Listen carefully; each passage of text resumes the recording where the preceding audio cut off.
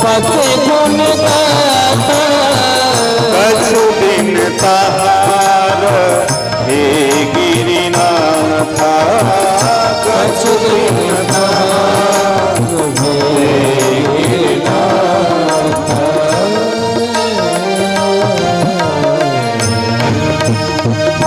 कहा कि उत्तर भारत से कथा सुनने के लिए दक्षिण भारत के लिए जाएं। और मैं तो कहूँगा इस गांव में वो लोग दुर्भाग्यशाली हैं जो कि कथा पांडाल तक नहीं आ पाते हैं। घर में रह करके और कथा पांडाल तक नहीं आ पाए, अभागा है, उनका पुण्य खत्म हो गया है। जो व्यक्ति पुण्यात्मा है, धर्मात्मा है, वही कथा में आकर के कथा सुन सकता है। महाराज धर्म के लिए जब जाओ ना तो बड़ा विघ्न आता है। कथा के लिए चले तमाम विघ्न बाधा, बोले महाराज समय नहीं मिल रहा है, फुर्सत नहीं मिल रहा है, काम ही काम है। अरे कुछ तो अच्छा कर लो। भगवान शंकर चल पड़े और कहाँ गए? अगस्त ऋषि के पास गए और वहां उन्होंने भगवान शिव ने और कोई कथा नहीं पूछी।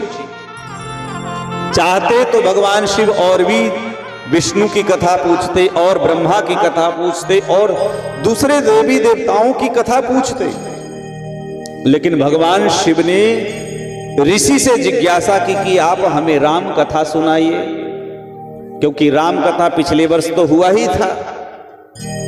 रामचरित्र सुनाइए, क्योंकि राम कथा के लिए भगवान शिव जी ने क्यों कहा? क्योंकि देखो भैया, और जितनी कथाएं हैं वो जीवन में उतार नहीं सकते, केवल उसके मुख्य उपदेश को श्रवण कर सकते। जैसे भगवान श्री कृष्ण का चरित्र है, तो भगवान श्री कृष्ण का चरित्र है, भगवान कृष्ण के उपदेश को आप सुन सकते, लेकिन भगवान श्री कृष्ण ने जो किया उसको आप कर नहीं सकते।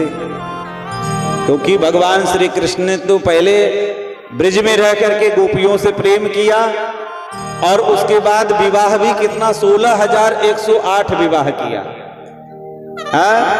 तो 16,108 विवाह करेंगे तो सोच लो, अरे कोई एक से दो कर ले तो उसकी हालत खराब हो जाएगी। इतनी महंगाई के जमाने में एक घर समझ जाए वही बहुत है। तो इसीलिए भगवान कृष्ण के जो चरित्र है वो अनुकरणीय नहीं है, उनके कथन को जीवन में उतारने लायक है, जो गीता का उपदेश है। पर राम जी का ऐसा चरित्र देखो, शिव पुराण की कथा सुन रहे हैं, लेकिन शिव चरित्र भी आप अनुकरणीय नहीं कर सकते। शिव जी का आप अनुकरण नहीं कर सकते, शिव चरित्र का अनुकरण नहीं कर सकते। लेकिन राम जी का चरित्र है कि राम जी ने जो कहा है और राम जी ने जो किया है, ये दोनों आप अपने जीवन में आप अनुकरण कर सकते हैं। राम जी ने दुनिया वालों को सिखाया कि भाई भाई में प्रेम कैसा होना चाहिए। राम जी ने दुनिया वालों को सिखाया कि माता पिता की आज्ञा कैसे माननी चाहिए। राम जी ने सिखाया कि एक पति का क्या दायित्व है। राम जी ने सिखाया कि एक राजा का क्या कर्तव्य है।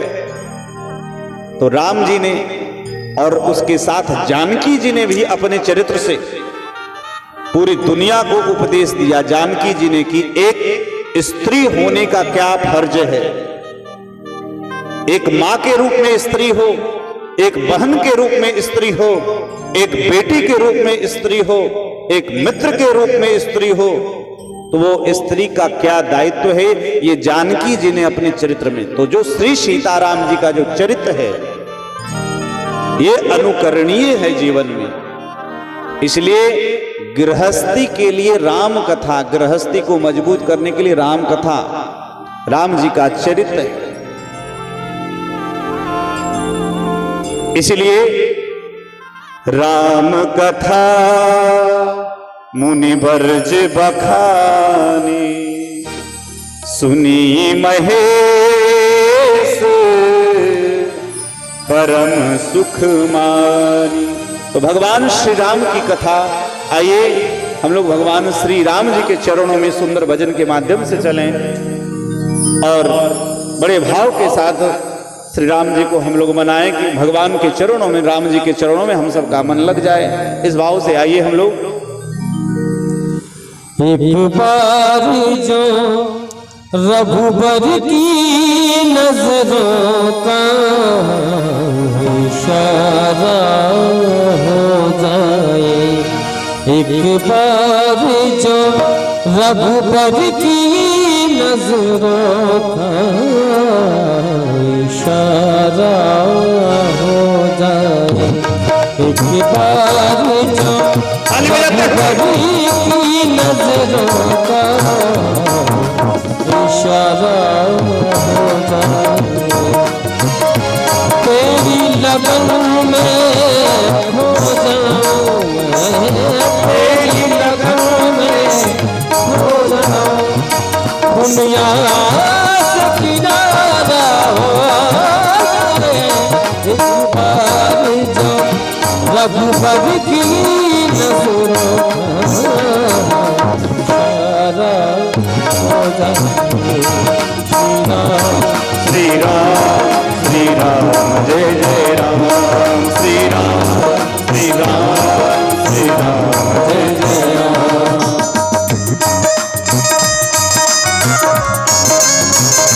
प्रेम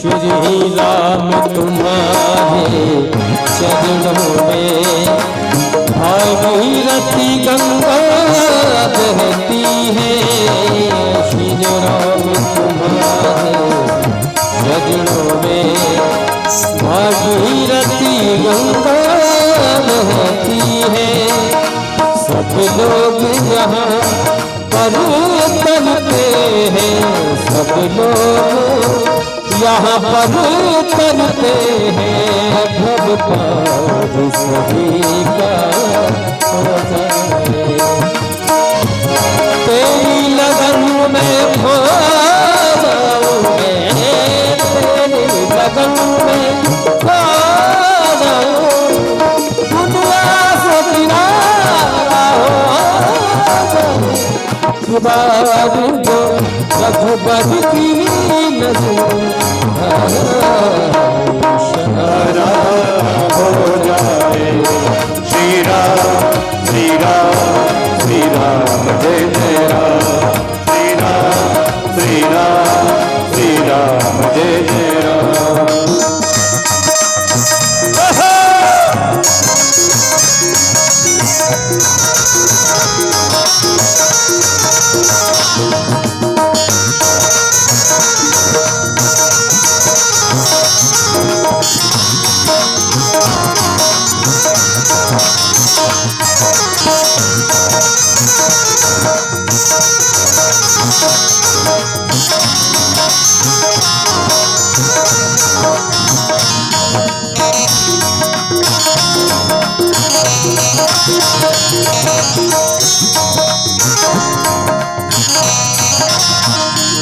सरकार तुम्हारी महफिल में तकदीर बनाई जाती है, श्री राम हो सरकार तुम्हारी महफिल में तकदीर बनाई जाती है, मेरी भी बिगड़ी बन जाए, मेरी भी बिगड़ी बन जाए, एहसान तुम्हारा हो जाए, तेरी लगन में खो जाऊं मैं, तेरी लगन में खो जाऊं, दुनिया से हारा हो,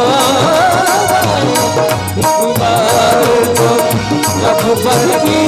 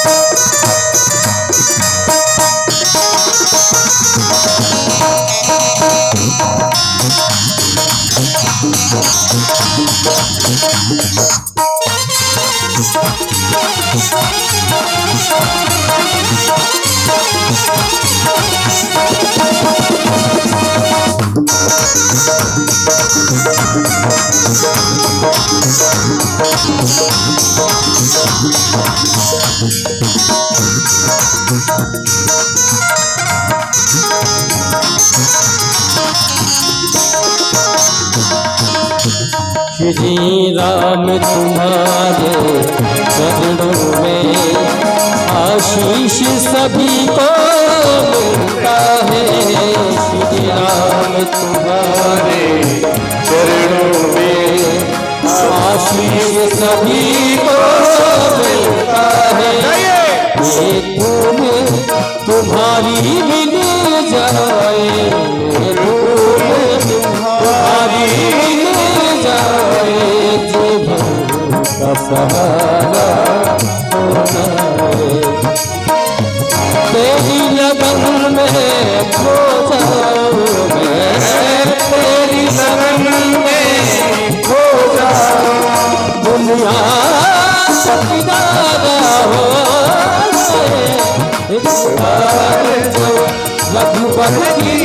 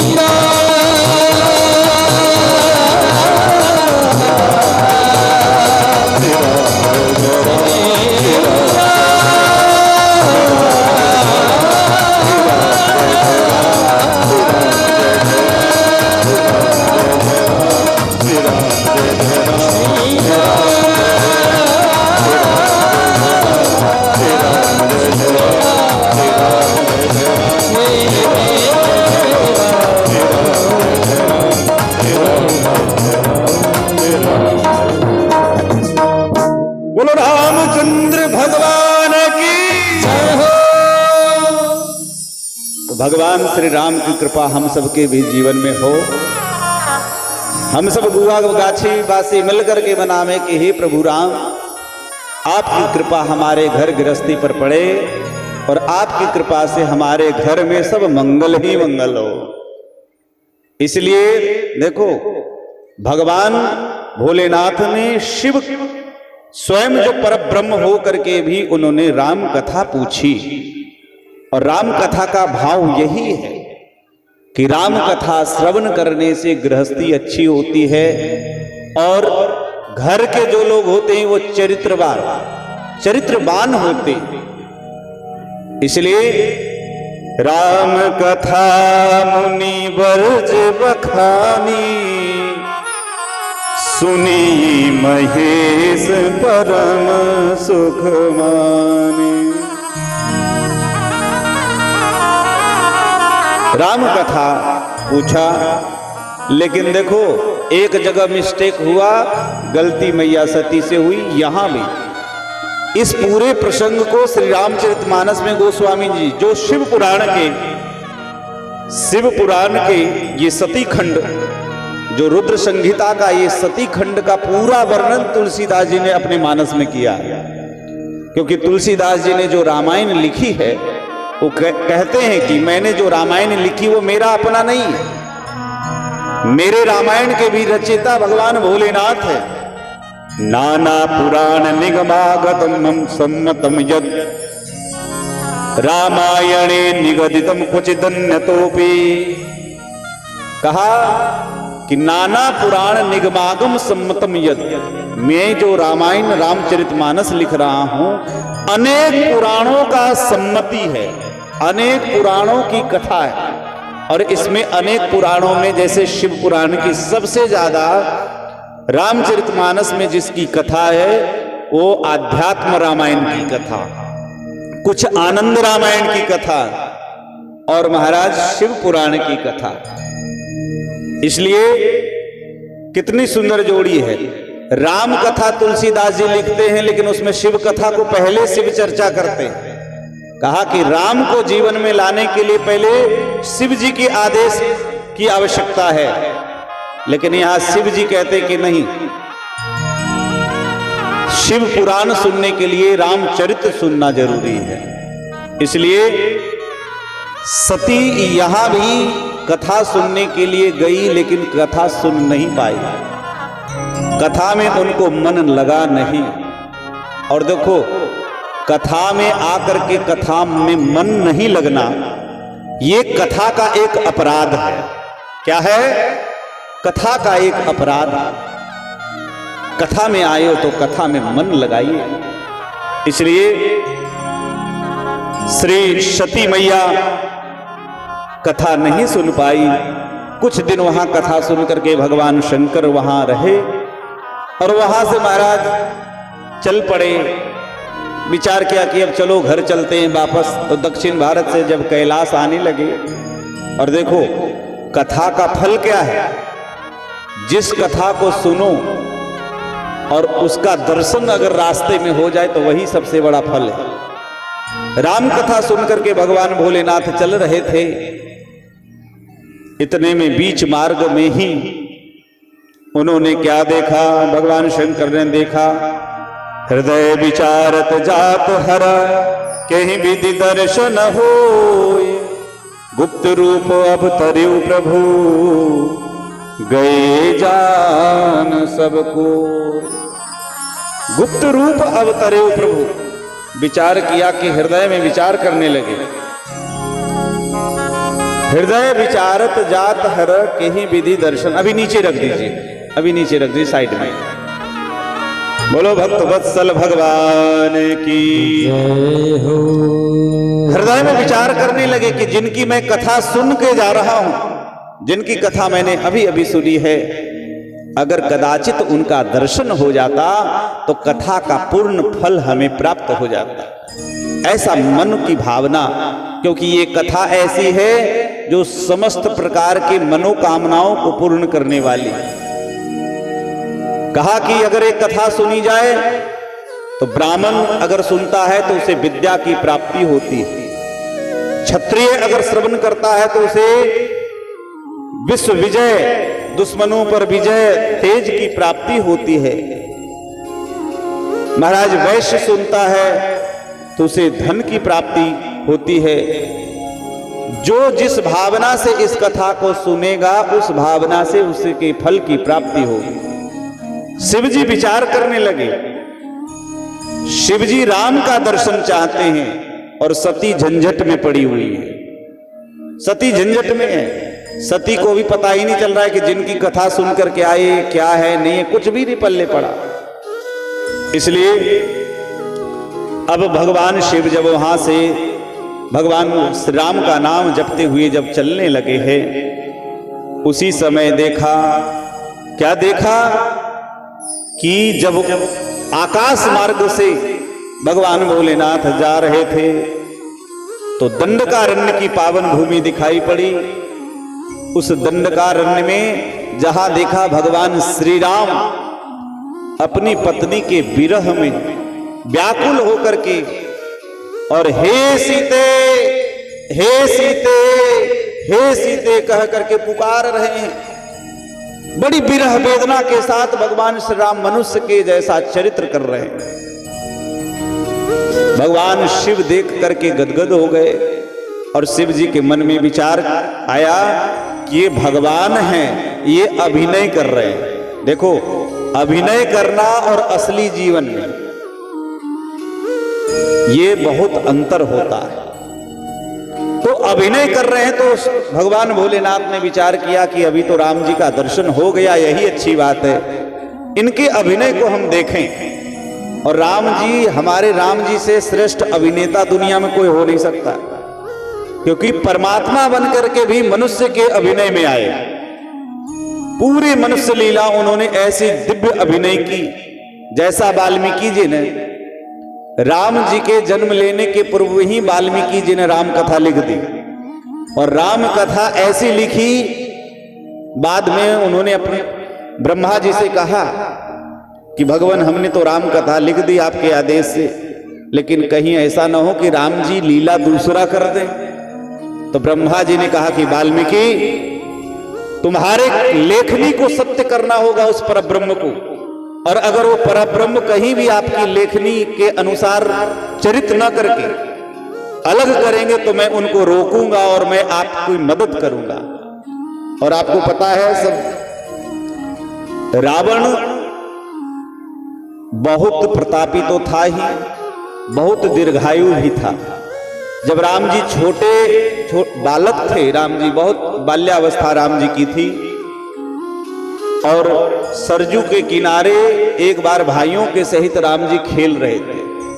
उसी समय अयोध्या में रावण आया।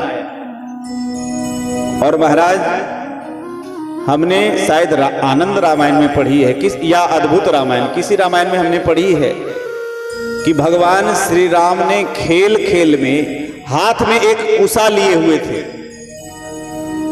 और रावण ऐसे ऐसे वचन बोलने लगा कि राम जी को क्रोध आ गया, युद्ध करना प्रारंभ किया। लेकिन राम जी ने उसी कुसा को फेंक करके मार दिया। बचपन की बात है, राम जी जब छोटे ही थे, कुसा को फेंक करके मारा। भगवान श्री राम के हाथ से कुसा छूटते ही वो ब्रह्मवान के समान गया और जा करके रावण का अंत कर दिया। रावण मरा पड़ा हुआ है, हाहाकार मच गया। रावण की मृत्यु जब हो गई तो हाहाकार मच गया, और सबसे पहले श्री ब्रह्मा जी आ गए। ब्रह्मा जी ने कहा कि प्रभु क्षमा करिएगा, आपने जो किया है बिल्कुल ठीक नहीं किया, क्योंकि जिसकी आयु अभी समाप्त नहीं हुई है उसको आपने अपने सामर्थ्य से मार दिया। और प्रभु, हमने वाल्मीकि को आदेश दिया था, तो इस हिसाब से अभी रावण की मृत्यु होनी नहीं चाहिए। तो राम जी ने कहा कि फिर क्या करें? तो बोले कि जिस प्रकार से महर्षि वाल्मीकि ने रामायण लिखी उसी प्रकार से आप करिए, लीला करिए। तो लेकिन रावण तो मर गया, तो इसीलिए बाद में ब्रह्मा जी की कृपा करुणा के साथ रावण को मृत संजीवनी विद्या के साथ उसके नाभि, मरे हुए रावण के नाभि कुंड में अमृत स्थापित की गई। और इस बात को केवल जानने वाले केवल एक ही थे, लंका के एक ही विभीषण साथ में थे। और नाभि कुंड में पीयूष जो अमृत की स्थापना करके और रावण को पुनर्जीवित किया गया। और आगे मैं बताऊंगा, शायद शिव पुराण के 7वें दिन की कथा में ये आएगी चर्चा। शुक्राचार्य जी का चरित्र इसमें बहुत विस्तार से शिव पुराण में है, क्योंकि मृत संजीवनी विद्या एकमात्र महामृत्युंजय मंत्र जो है, आप सब जाप करते ही होंगे। ओम त्र्यंबकम जजामहे सुगंधिम पुष्टिवर्धनम उर्वारुकमिव बंधना मृत्युर्मुक्षयमामृता। महामृत्युंजय। और इस मंत्र में व्यक्ति जो इस मंत्र को सिद्ध कर ले, वो अपने जीवन को अपने हाथ में कर लेगा। जब मरना चाहेगा तभी मर सकता है। शुक्राचार्य जी भगवान शंकर की ऐसी कठिन तपस्या करके मृत संजीवनी विद्या प्राप्त करते हैं। मरे हुए को जिलाने में शुक्राचार्य जी भी समर्थ हैं। इसलिए महाराज, बहुत रामचरितमानस में भी वर्णन है कि रामादल के जब राम रावण युद्ध में जब बंदर सारे मर पड़े थे, मरे हुए थे, भगवान राम से रहा नहीं गया। इंद्रादिक देवता जब आए तो इंद्र स्तुति करने लगे, तो भगवान राम ने इंद्र को आदेश दिया कि इंद्र एक काम करो, तुम हमारे ये युद्ध भूमि में जितने बंदर घर छोड़ करके महीनों नहीं वर्षों तक जो हमारी सेवा में रहे, ये बंदर घर छोड़ करके आए घर गृहस्थी मेरे लिए, तो राम कार्य में जो आए उसको किसी प्रकार की हानि नहीं होनी चाहिए, इसलिए तुम इन सबको जिलाओ। इसलिए जितने बंदर थे, वहां लिखा है गोस्वामी जी ने कि सुधा वृष्टि भेदुहु दल ऊपर। इंद्र ने आदेश जब मिला भगवान का, तो इंद्र ने अमृत की वर्षा की। और इंद्र ने जब अमृत की वर्षा की, लेकिन गोस्वामी जी लिखते हैं जिए भालू कपि नहीं रजनीचर। दोनों दल में थे, क्योंकि युद्ध भूमि में तो रावण के भी दल वाले राक्षस भी मरे पड़े थे, लेकिन केवल जीवित राम जी के दल वाले हुए। राम जी के कार्य में जो थे बंदर, वो ही जीवित हुए। बोलो भक्तवत्सल भगवान की जय। तो यहां राम जी से बढ़िया अभिनेता कोई नहीं है। राम जी अभिनय करने लगे, ऐसा शंकर भगवान को मालूम हो गया, और इसलिए जब राम जी का दर्शन किए, और कैसे रूप में, राम जी एकदम विरह में व्याकुल होकर के, लेकिन सती ने भी दर्शन किया। देखो, शिव जी और सती दोनों एक साथ प्रभु का दर्शन कर रहे हैं। हम लोग मंदिर जाते हैं तो दर्शन करते हैं मंदिर में, लेकिन मंदिर में जब जाते हैं तो हमको मंदिर में केवल ईटा और पत्थर दिखाई पड़ता है, ईटा पत्थर दिखाई पड़ता है। हम जब दिव्य दृष्टि से हम देखेंगे तभी वो दृष्टि हमें मिलेगी, जब भगवान की कृपा होगी। इसलिए जब राम जी का दर्शन किया तो राम जी को दर्शन शंभु समय ते ही राम ही देखा, उपजा ही अति हर्ष विशेखा। बहुत आनंद हुआ, और सच्चिदानंद कह करके भगवान श्री राम को प्रणाम किए। यही सती को और मोह बढ़ गया। एक तो कथा नहीं सुन पाई, और दूसरा जो भी कथा के जो नायक थे श्री राम, उनके जीवन चरित्र को देख करके और सती मोहित हो गई। भगवान की माया से मोहित मैया सती हो गई, और मैया सती मोहित होकर के भगवान शंकर से कहने लगी कि हे प्रभु, आप स्वयं ब्रह्म होकर के किसको प्रणाम कर रहे हैं? ये साधारण से बालक राजकुमार, अरे इनको अपनी पत्नी का पता नहीं। जो अपनी पत्नी का पता लगा नहीं सकते वो भगवान हो ही नहीं सकते। इसलिए मेरे सज्जनों, सती मां को बहुत मोह हो गया। भगवान शंकर विचार करने लगे, देखो हम तो सोच रहे थे हमारी गृहस्थी अभी अभी नई नई शादी हुई है, और देखो ये होता है, जितनी माताएं हैं आप सबको अनुभव होगा, विवाह जब लड़की जब विवाह करके जाती है ना, स्त्री के जीवन में 3-4 ऐसे क्षण आते हैं जो बहुत भयंकर परिवर्तन। पहला परिवर्तन जब वो युवावस्था को प्राप्त होती है तो परिवर्तन होता है। दूसरा परिवर्तन जब जीवन में, स्त्री के जीवन में जब वो विवाह का वो अवसर हो, तो विवाह करने के बाद जीवन का परिवर्तन होता है। और तीसरा जो परिवर्तन होता है, संतति की प्राप्ति। जब संतान की प्राप्ति हो जाती है तब परिवर्तन होता है। आप देखेंगे, आपकी बच्ची पहले खूब चुलबुली थी, बचपन में खूब चुलबुली थी, लेकिन जब वो मां बन जाती है ना तो सारा वो चंचलता वो खत्म हो जाता है। और जैसे जैसे उम्र बढ़ता जाता है, सोच समझ, तो विवाह के शुरू के दिन बहुत समझदारी चाहिए इसमें भाई। विवाह के जो शुरुआती दिन है, गृहस्थी को मजबूत करने के लिए दृढ़ समझदारी चाहिए। अगर पति पत्नी में शुरू से अगर झगड़े खूब होते रहे तो जिंदगी भर खत्म नहीं होगा। हाँ भाई, झगड़ा क्या है? पति पत्नी में झगड़ा क्यों होता है? क्योंकि हमारे विचार नहीं मिलते। जहां विचार मिलना शुरू हो गया, झगड़ा, जीवन के झंझट समाप्त। इसलिए भगवान शंकर और सती का विवाह तो हुआ, लेकिन विचार दोनों के मिल नहीं पा रहे हैं। शिव जी की भक्ति बहुत उत्तम है, कथा के प्रति शिव जी का प्रेम दिव्य है, लेकिन बहुत जगह पड़ा है इधर भी। बोलो भक्तवत्सल भगवान की जय हो।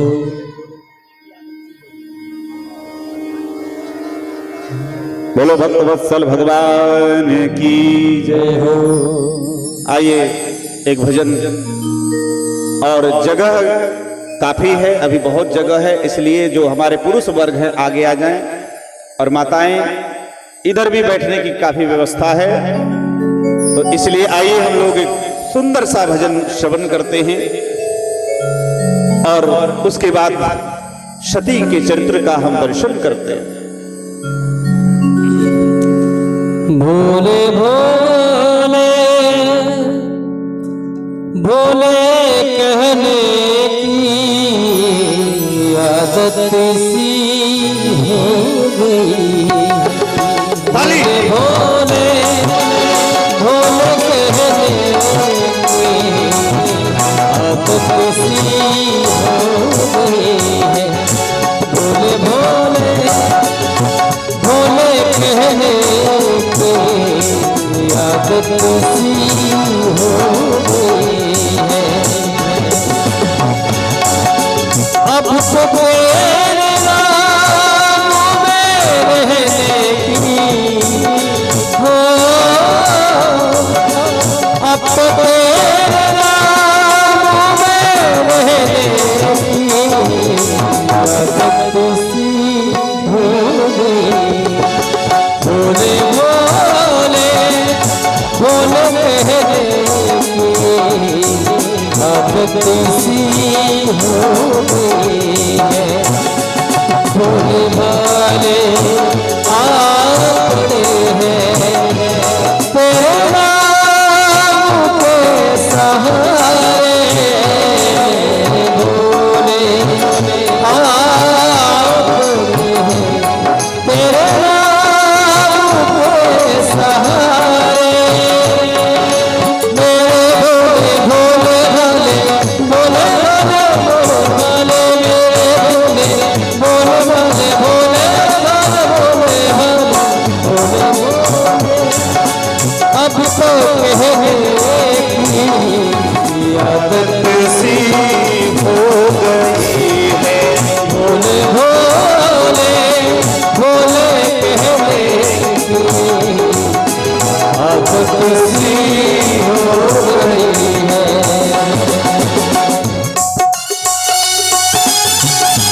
प्रेम से ताली बजाते हुए घूमते हुए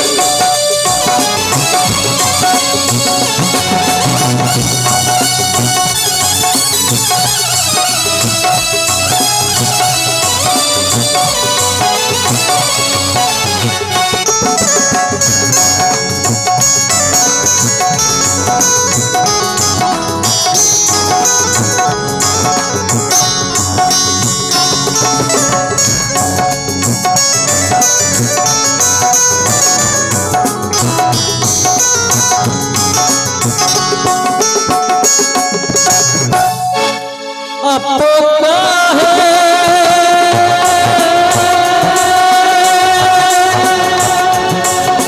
चाहे डुबा दो या बना दो, कोई भी तो नहीं है। चाहे डुबा दो या मिटा दो, कोई भी तो नहीं है।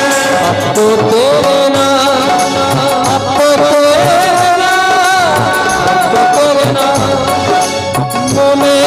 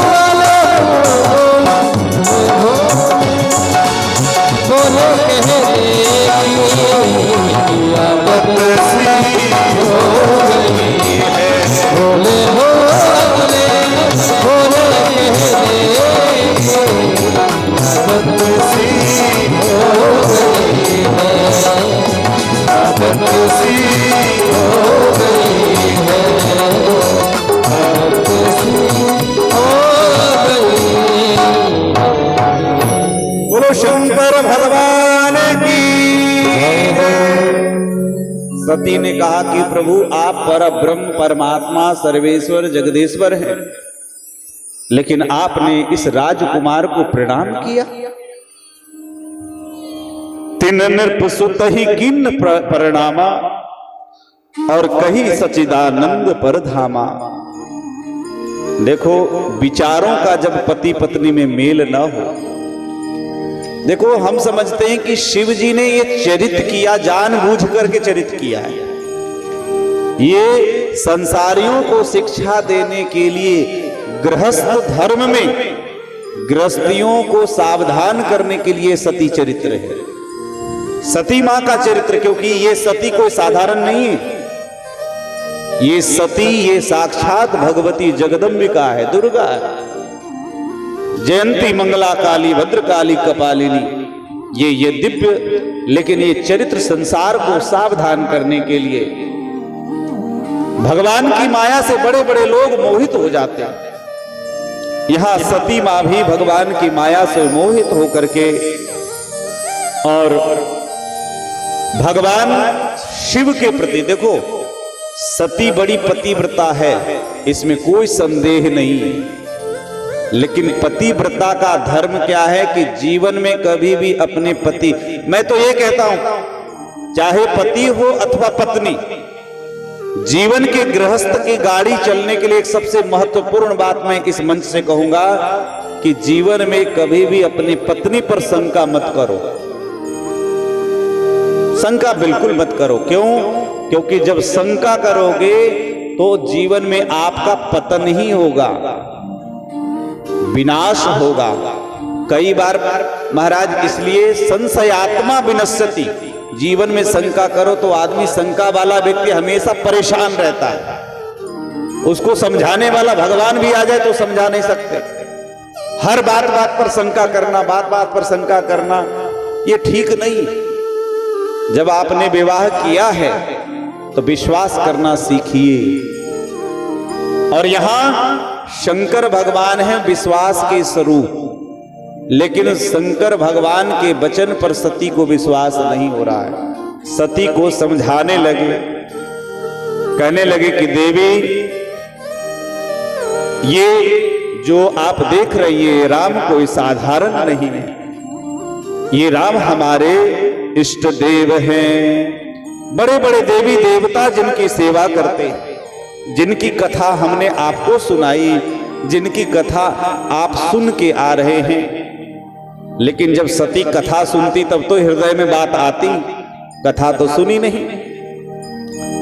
मुनि धीर जोगी सेद संतत विमल मन जहि ध्यावहि। मुनि धीर जोगी सेद संतत विमल मन जहि ध्यावहि। कहिने तिनि गम पुराण आगम दासु कीरति गावहि। कहिने तिनि गम पुराण दासु कीरति गावहि। सोई राम व्यापक ब्रह्म भुवन निकाय पति माया गति।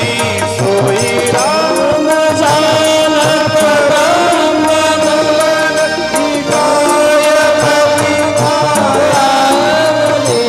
अवतर अपने भगत हित निज तंत्र नित रघुकुल मणि।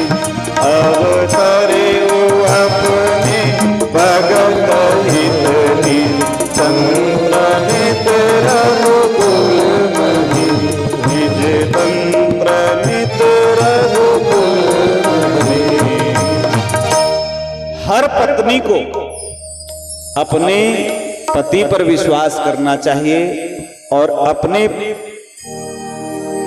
हर पति को अपने पत्नी पर विश्वास करना।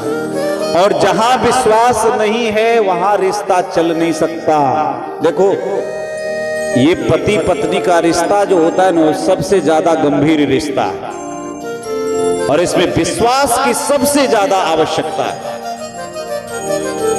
और विश्वास अगर एक बार टूट जाता है तो विश्वास महाराज, और ये विश्वास कौन है? शंकर को, साक्षात शंकर, श्रद्धा भवानी, भवानी शंकरो वंदे श्रद्धा विश्वास रूपिणो। जो विश्वास के स्वरूप शंकर हैं, आज अपनी पत्नी को समझा रहे हैं, लेकिन वो समझ में उनको नहीं आ रहा है। सती के विचार एकदम अलग हैं। बार बार अपनी पत्नी को तरह तरह की कथा सुना करके समझाते हैं, नहीं समझ पाई।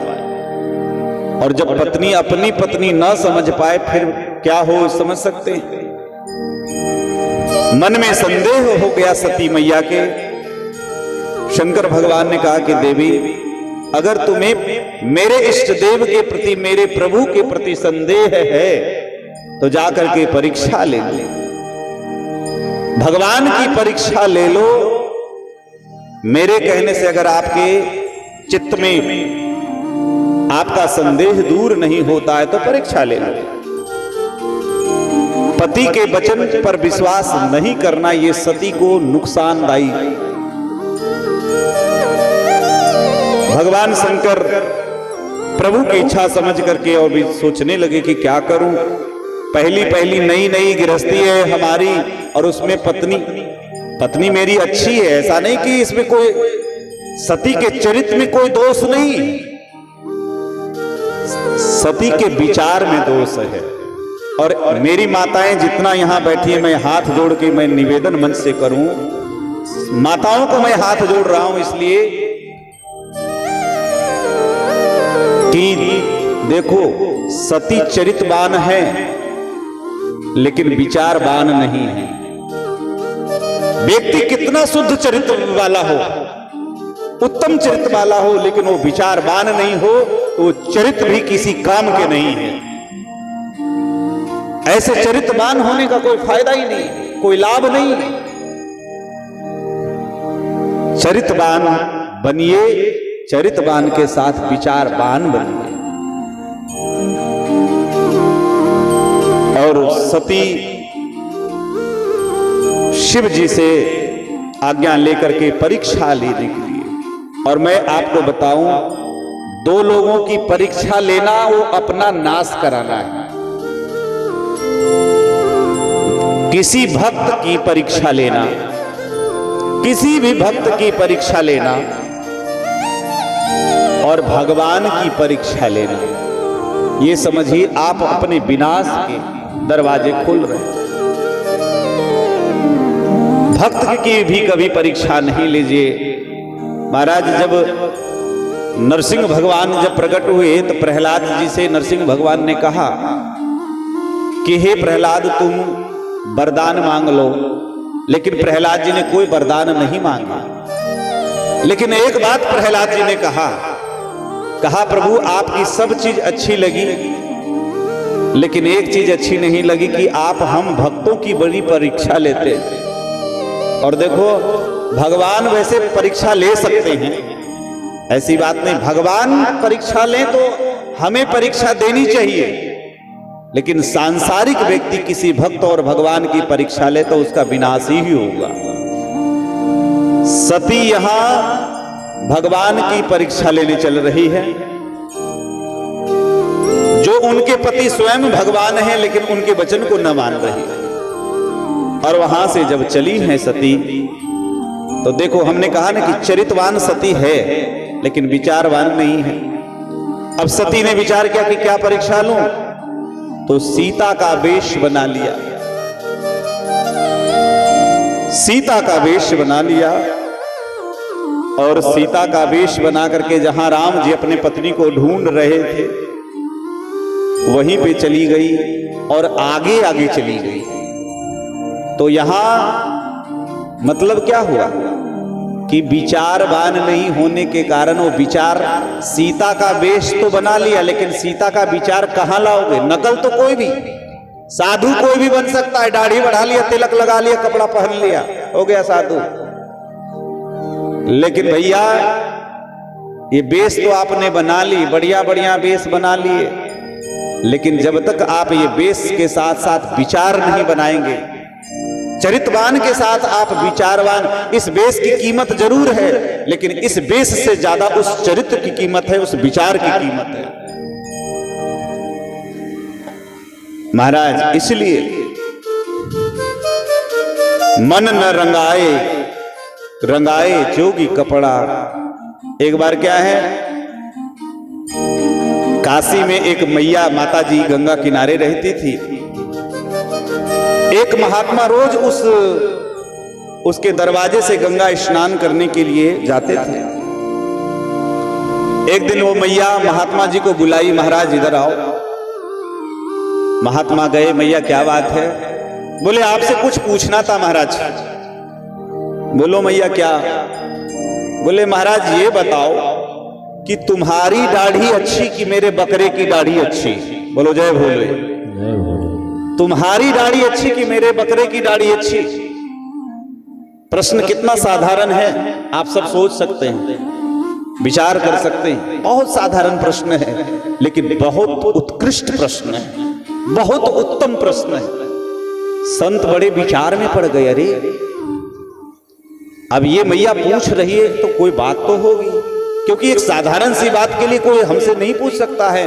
संत ने विचार किया और हाथ जोड़ लिया उस मैया के सामने, कहा कि मां मैं किसी दिन इसका जवाब दूंगा, जिस दिन मुझे जवाब आ जाएगा उस दिन मैं आपको जरूर जवाब दूंगा। संत थोड़े वृद्ध थे,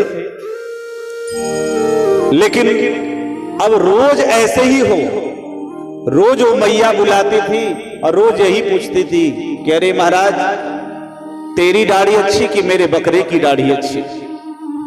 लेकिन संत रोज कहते थे मैया कल मैं बताऊंगा, मैया कल मैं बताऊंगा। ऐसे करते कई वर्ष बीत गए, लेकिन वो मैया भी कम नहीं थी। देखो जिज्ञासा कहते हैं, पिपासु। जीवन में कुछ पाने के लिए आपको जिज्ञासु बनना पड़ता है। वो मैया भी कोई कम नहीं थी।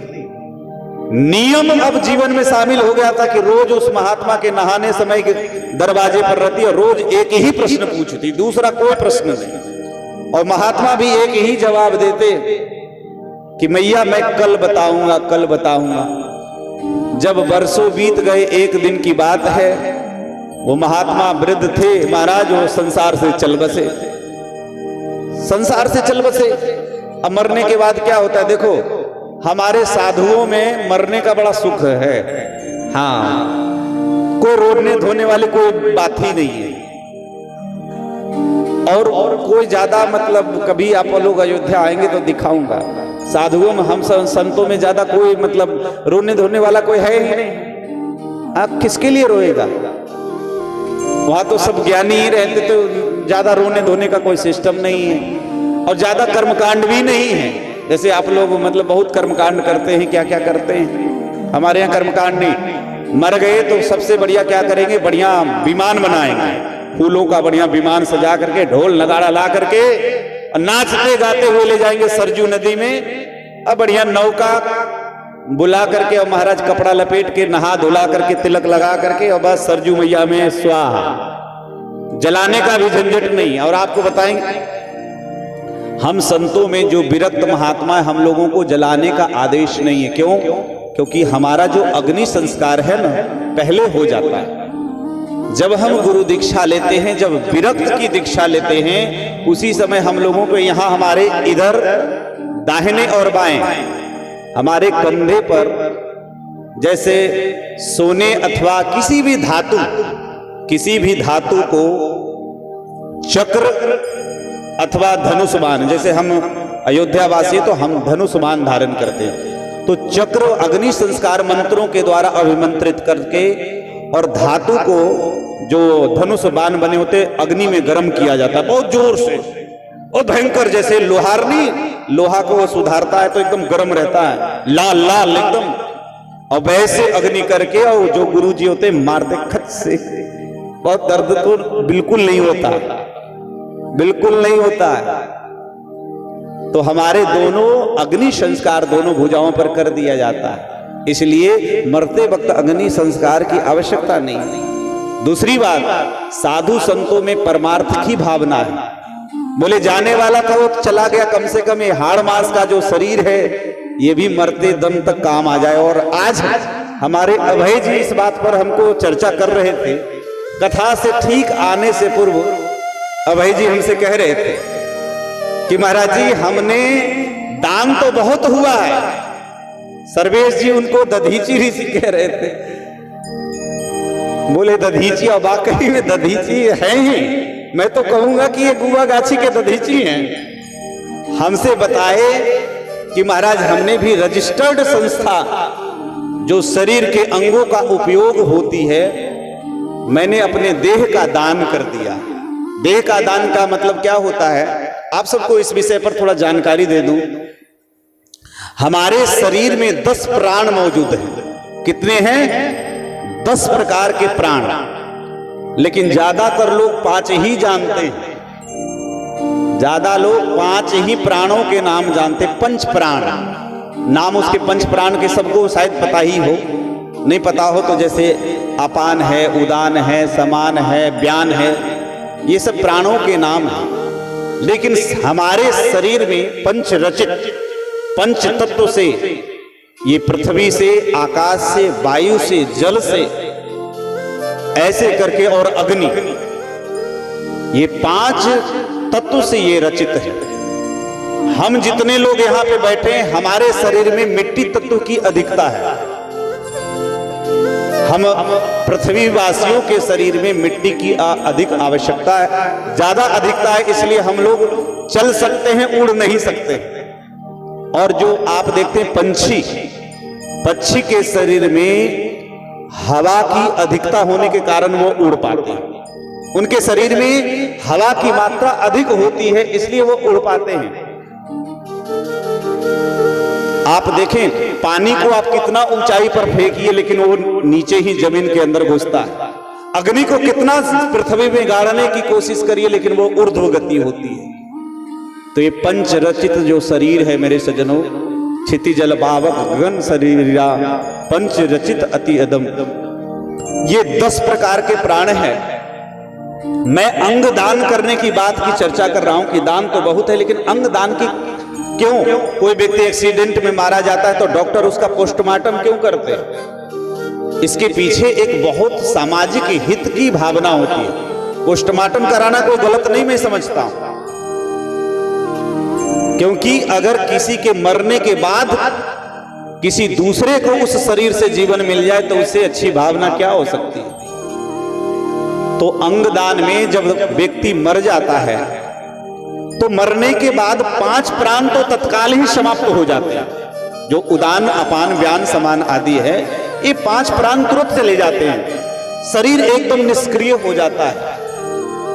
उसके बाद भी महाराज 3 प्राण 3 दिन तक रहते हैं। 3 दिन के बाद शरीर, अगर किसी का कोई मृतक है और 3 दिन तक उसका किसी प्रकार का कोई संस्कार नहीं किया जाए, तो उसके शरीर के 3 प्राण 3 दिन में और चले जाते हैं। 10 दिन के बाद चतुर्थ प्राण चला जाता है। लेकिन एक धनंजय नाम का जो प्राण है, जिसका नाम है, मरने के बाद भी वो रहता है। व्यक्ति मर जाए, जल जाए, फिर भी धनंजय नाम का प्राण रहता है। लेकिन जो चतुर्थ प्राण की बात है, देहदान में चतुर्थ प्राण की उपयोगिता है कि कोई मृतक शरीर है और 10 दिन के अंदर उसके शरीर के उन अंगों को निकाल लिया जाए और 10 दिन के अंदर ही बढ़िया से फ्रेश करके किसी दूसरे में लगा दिया जाए, तो दूसरे शरीर में वो अंग काम करना शुरू कर देता है।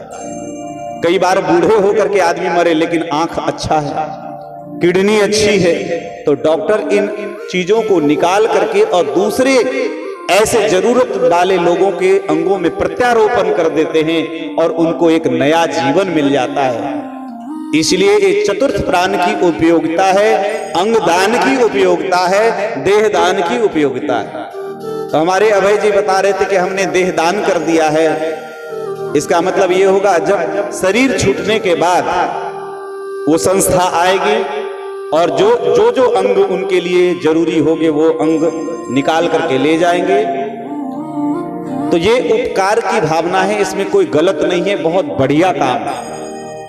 रक्तदान जैसे है, हट्ठे कट्ठे मोटे तगड़े हो, 6 महीना में एक बार खून निकलवाना चाहिए। हमने इस साल 2 बार निकलवाए हैं। हाँ, खून निकालने से किसी प्रकार का कोई दिक्कत नहीं। हमको डर लगता है कि अरे ऐसा हो जाएगा, कुछ नहीं होगा, क्योंकि आप कुआं से पानी अगर निकालोगे ना तो ताजा पानी मिलेगा, और नहीं निकालोगे कुआं से पानी तो वही काई बन करके जम जाएगा और उस पानी वो पीने योग्य नहीं रह जाएगा। हम लोग जब दिन भर बोलते हैं, चलते हैं, दौड़ते हैं, काम करते, तो हमारे शरीर का खून जलता है। अगर हम स्वस्थ हैं, रक्तदान करेंगे तो 4 दिन के अंदर ही वो खून वापस बन जाता है, नए खून बन जाते हैं। तो इसलिए कभी इसमें घबराने वाली बात नहीं है। किसी को अगर रक्त की आवश्यकता है, अगर आप सामर्थ्यशाली तो देना चाहिए। ये भी दान बहुत उपयोगी दान है। तो हम अंग दान की चर्चा कर रहे थे, तो उसी प्रकार से हमारे संतों में मरने के समय, मेरे समय मरने के समय विचार होता है कि ये शरीर किसी के काम आ जाए, इसलिए नदी में ये फेंक दिया जाता है, ताकि नदी में रहने वाले मछली जीव जंतु इस शरीर को खा करके अपना पेट भर सके। ये परोपकार की भावना है, और इसलिए परोपकार की भावना रखनी चाहिए। बोलो भक्त वत्सल भगवान की जय। तो मैं कह रहा था, चर्चा कर रहा था, भक्त और भगवान की परीक्षा नहीं लेनी चाहिए, इस विषय पर चर्चा चल रही थी। तो यहां सती ने सीता का वेश तो बना लिया, लेकिन सीता का विचार कहां से ला पाएगी, क्योंकि आगे चली गई सती, और आगे जहां राम जी सीता सीता कह रहे थे वहीं आगे, लेकिन आगे जाते हुए सती को देख करके लक्ष्मण जी पहचान गए, और लक्ष्मण जी पहचान गए, लेकिन वो कुछ भी नहीं बोले, वो कुछ भी नहीं बोले, क्योंकि वो जानते हैं कि प्रभु हमारे समर्थ हैं। और उसके बाद राम जी देख लिए, राम जी पहचान गए, और राम जी सती के कपट को जान लिए। परमात्मा से कभी कपट नहीं करना चाहिए। ईश्वर से कपट करने वाला व्यक्ति कभी संसार में सुखी नहीं रह सकता है। एक बार प्रेम से कहिए, जय भोले। जय भोले। भगवान से कभी कपट नहीं करना चाहिए। इसलिए सती कपट जान्यु सुर स्वामी, सब दर्शी सब अंतर जामी। सती के कपट को जान गए,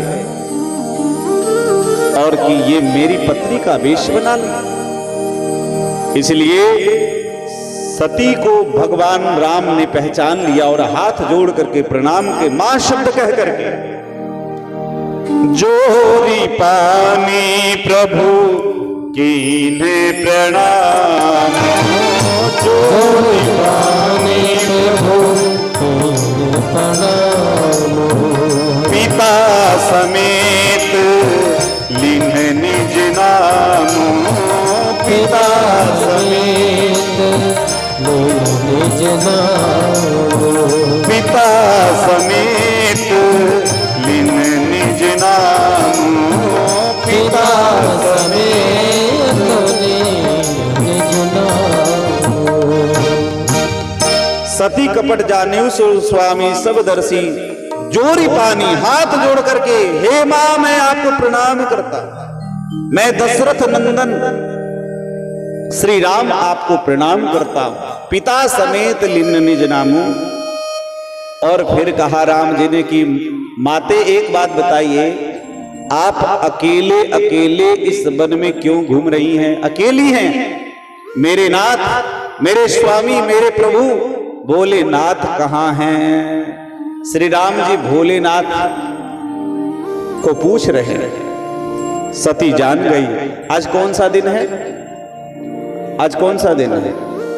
आहा, सोमवार है। तो आइए सोमवार का एक भजन गा ही लेते हैं। है ना। आज सोमवार है तो ये भगवान महादेव का ही दिवस है।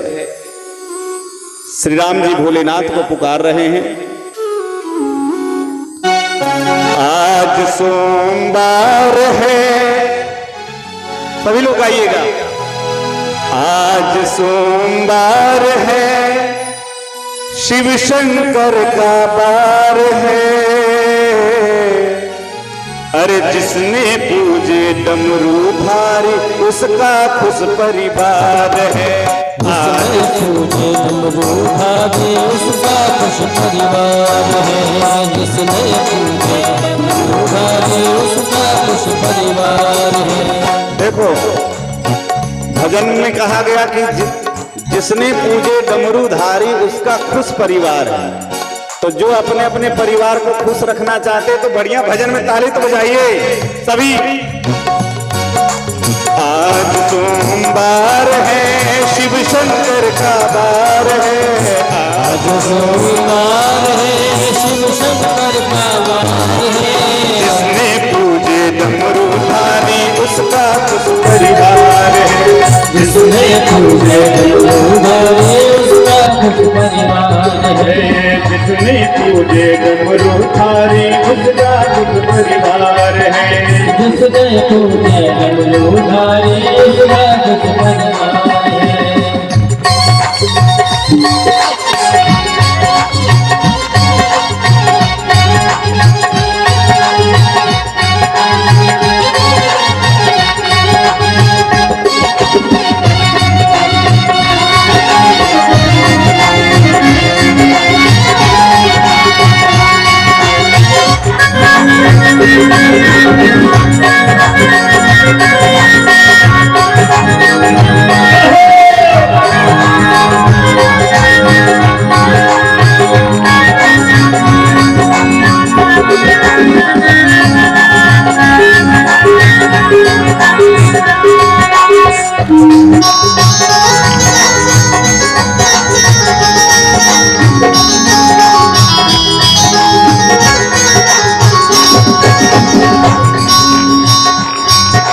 कर मिलिए त्रिशूल लगाए भस्म बांध कर बिछाना। घर में कर बिछाना, बांध कर बिछाना। कर मिलिए त्रिशूल लगाए भस्म बांध कर बिछाना। भक्त बांध कर बिछाना, भक्त बांध कर बिछाना। बैठे हैं पर्वत पर शंकर काला नाग गले डाला। काला नाग गले डाला, काला नाग गले डाला। बैठे हैं पर्वत पर शंकर काला नाग गले डाला। काला नाग गले डाला, काला नाग गले डाला। महिमा अपरंपार है, शिव शंकर का वार है। महिमा अपरंपार है, शिव शंकर का वार है। जिसने पूजे डमरूधारी उसका खुश परिवार है। जिसने पूजे डमरूधारी उसका खुश परिवार है। आज सोमवार है, महादेव का वार है। आज सोमवार है, महादेव का वार है। जिसने पूजे डमरूधारी उसका खुश परिवार है। जिसने पूजे डमरूधारी उसका खुश परिवार है।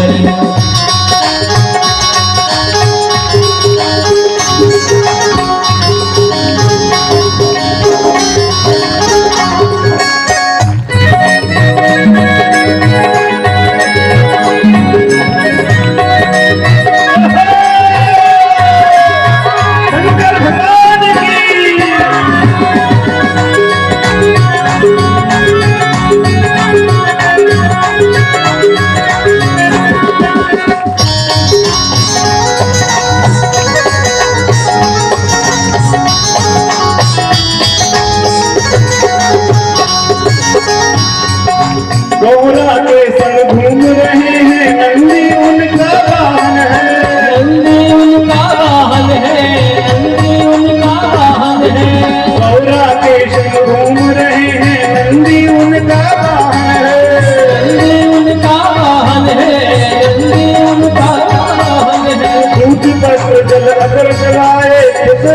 शिव का मन है, खुश रहेगा शिव का मन है, खुश रहेगा शिव का मन है।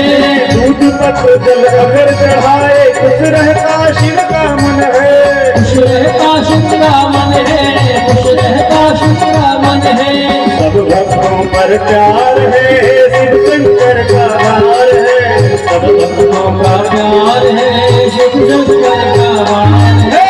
जिसने पूजे डमरूधारी उसका दुख परिवार है, जिसने पूजे डमरूधारी उसका दुख परिवार है।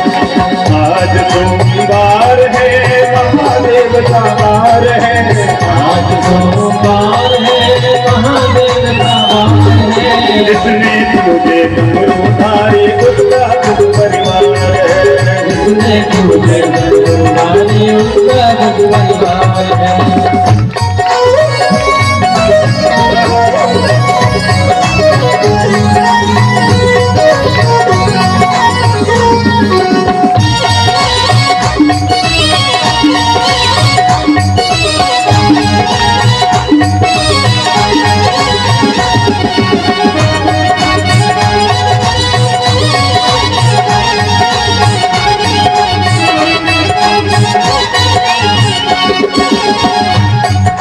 कोई कांवड़ में जल लाए कोई लेट के जाता है, कोई लेट के जाता है, कोई लेट के जाता है।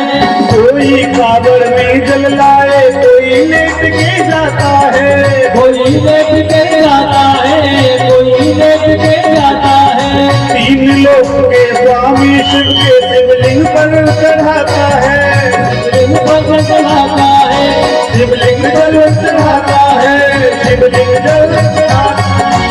गंगा और हरिद्वार है महादेव का वार है, गंगा और हरिद्वार है महादेव का वार है। जिसने पूजे डमरूधारी उसका दुख परिवार है, जिसने पूजे डमरूधारी उसका दुख परिवार है। आज सोमवार है महादेव का वार है, आज सोमवार है महादेव का वार है। जिसने पूजे डमरूधारी उसका दुख परिवार है, जिसने पूजे डमरूधारी उसका दुख परिवार है। जिसने पूजे डमरूधारी उसका दुख परिवार है, जिसने पूजे डमरूधारी उसका दुख परिवार है। जिसने पूजे डमरूधारी उसका दुख परिवार है, जिसने पूजे डमरूधारी उसका दुख परिवार है। जिसने पूजे डमरूधारी उसका दुख परिवार है, जिसने पूजे डमरूधारी उसका